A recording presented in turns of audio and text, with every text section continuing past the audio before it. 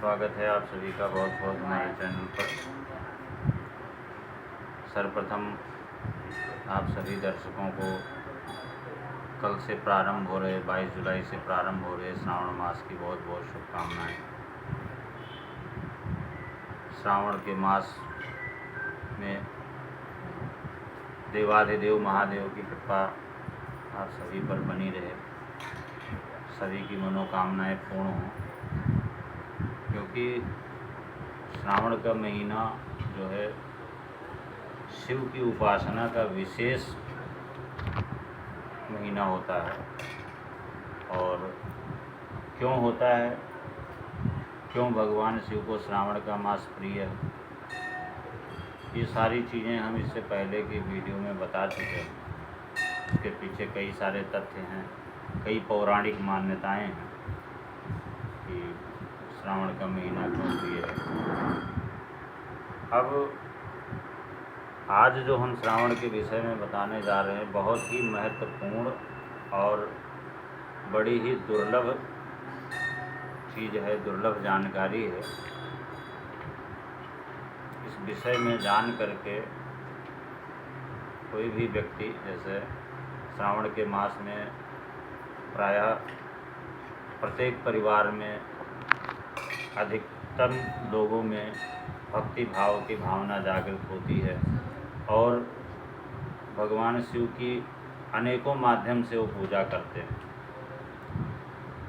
कोई महीना भर व्रत उपवास करता है, कोई नियमित रूप से दोनों संध्याओं में भगवान शिव की पूजा करता है, कोई व्यक्ति किसी प्रिय चीज़ का परित्याग कर देता है।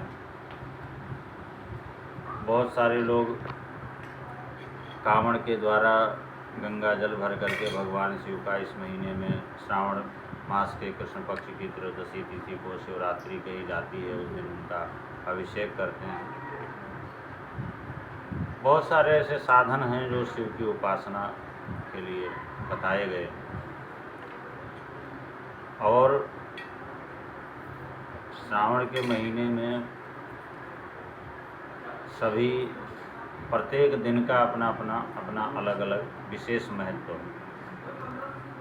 उसमें भी श्रावण के महीने में सोमवार का और मंगलवार का विशेष महत्व है।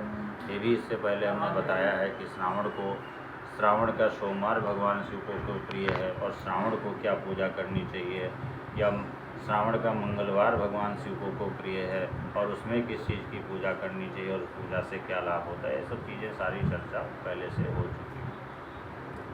आज हम एक बहुत ही खास चीज़ के बारे में बताते हैं कि जैसे हम भगवान शिव की पूजा या उनका अभिषेक करने के लिए किसी स्थापित शिवलिंग के पास जाते हैं या शिव मंदिर में जाते हैं, तो उसी तरह एक बहुत ही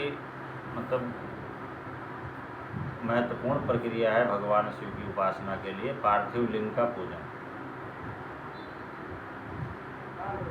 शिव पुराण के अनुसार पार्थिव लिंग के पूजन का जो सामान्य शिवलिंग पूजन से जो फल मिलता है, उससे 1000 गुना अधिक पार्थिव लिंग पूजन से फल मिलता है। पार्थिव लिंग का महिमा का इतना सबसे ज़्यादा वर्णन जो है शिव पुराण में किया गया है। अन्य जगहों पर भी इसका वर्णन किया गया है, इसकी विशेषता के बारे में बताया गया, लेकिन शिव पुराण में सबसे ज़्यादा इसका वर्णन किया गया है। और इस पार्थिव लिंग की पूजा का जो प्रारंभ है कलिकाल में कूष्मांड ऋषि के पुत्र मंडप के द्वारा इसका प्रारंभ माना जाता है। सर्वप्रथम उन्होंने भगवान शिव के पार्थिव लिंग की पूजा की थी कलयुग में ही। ऐसा जो है पुराण की मान्यता है, ऐसा पुराण का वचन। तो पार्थिव लिंग की पूजा किस तरह से करी जाए, उसका विधान क्या है और कैसे करना चाहिए। तो जिस तरह भगवान शिव की पूजा होती है, उसमें जो भी वस्तुएं आती हैं, जो भी वस्तुएं निहित हैं पूजा में, वो सभी पूजा में होती हैं। और पार्थिव लिंग का पूजन जो है मिट्टी के शिवलिंग को बना करके उसकी प्राण प्रतिष्ठा करके और फिर उसका पूजन और अभिषेक किया जाता है, उसी को पार्थिव लिंग पूजन कहा जाता है। तो पार्थिव लिंग का जो है सबसे पहले तो किसी पवित्र नदी, जलाशय, पीपल के वृक्ष के पास या बेल के वृक्ष के पास या दीमक की मिट्टी, ऐसी जगहों की पवित्र मिट्टी को ला करके और उस मिट्टी को शोधित करके गाय के दूध के द्वारा उसको प्रक्षालित करके, शोधित करके, और गाय का दूध उसमें मिला करके उस मिट्टी को चंदन, सुगंधित तेल आदि से उसको सुवासित करके शिवलिंग का निर्माण करना चाहिए।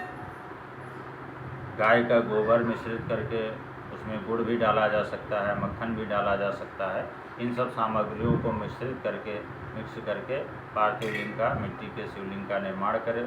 साथ ही पूरे परिवार भगवान शिव के यानी पार्वती जी, गणेश जी, स्वामी कार्तिकेय जी, नंदी जी, सभी पूरे परिवार की मूर्ति बनावे और उसके बाद में मूर्ति बनाते समय उत्तर दिशा को मुँह करके बैठे और मूर्ति बनाते समय अगर संभव हो तो ओम नमः शिवाय के मंत्र का सतत जप करता रहे और इस तरह मूर्तियों को बना करके उनकी प्राण प्रतिष्ठा करें। और प्राण प्रतिष्ठा करने के बाद में यथा उपलब्ध उपचार से पंचोपचार, 10 उपचार या 16 उपचार से उनकी पूजा करें और फिर कामना भेद के अनुसार विभिन्न द्रव्यों से उनका अभिषेक करना चाहिए। और अभिषेक करने के बाद में फिर उसका विसर्जन करना चाहिए। और शिवलिंग की जो संख्या हो, कम से कम 11 हो, 21 हो, 51 हो, 108 हो, 111 हो, 100 हो, 1000 हो, इस तरह की संख्या में जितना संभव हो उतने शिवलिंग का निर्माण करें।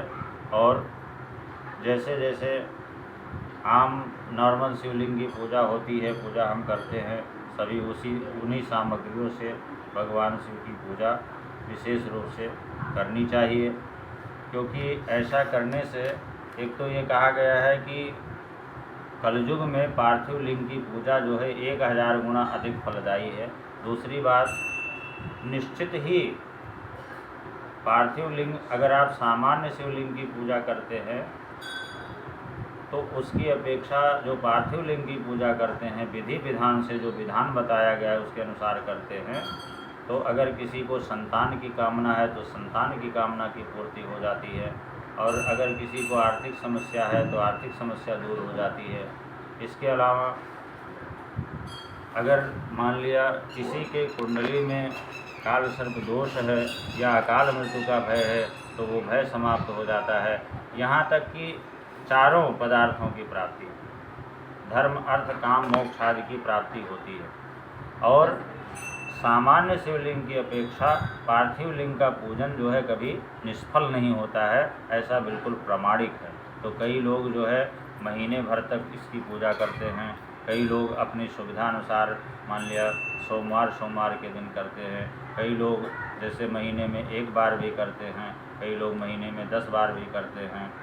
ये अपनी अपनी सुविधानुसार लोग करते हैं। लेकिन कुल मिलाकर के पार्थिव लिंग की पूजा जो है बहुत ही सफलदायी है। उस पूजा का फल कभी निष्फल नहीं होता है। और जैसे मान लिया किसी को संतान की कामना है तो भगवान शिव के पार्थिव लिंग की पूजा करके गाय के दूध से उनका अभिषेक करें तो संतान की कामना की पूर्ति होती है। इसी तरह विभिन्न द्रव्यों से उसका शिवलिंग का अभिषेक करने से, जैसे मान लिया आर्थिक समस्या है तो गन्ने के रस से अभिषेक करना चाहिए।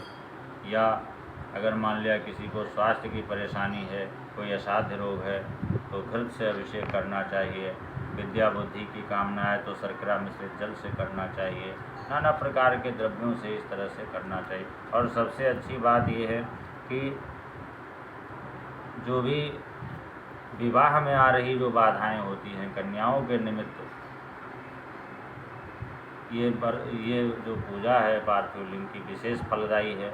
तो इस तरह से इसकी प्रतिष्ठा करके शुद्ध मिट्टी ला करके पूजा करके अभिषेक करके और उसका नियमित विसर्जन करना चाहिए।